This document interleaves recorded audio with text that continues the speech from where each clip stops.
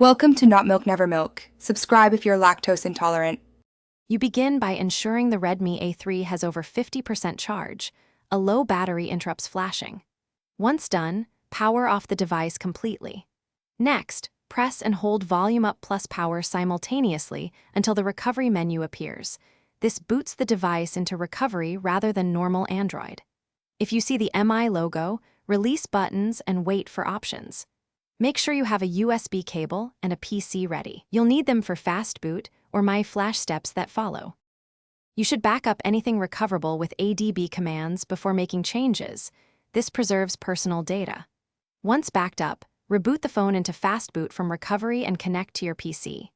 Verify the connection with the command fast boot devices so you know the PC sees the phone.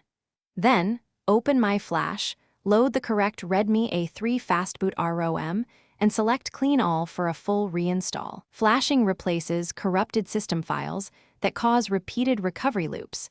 This is why correct ROM and successful verification matter. After a successful flash, select Reboot System and allow a few minutes for the first boot. Android performs setup tasks that can take longer than normal boots.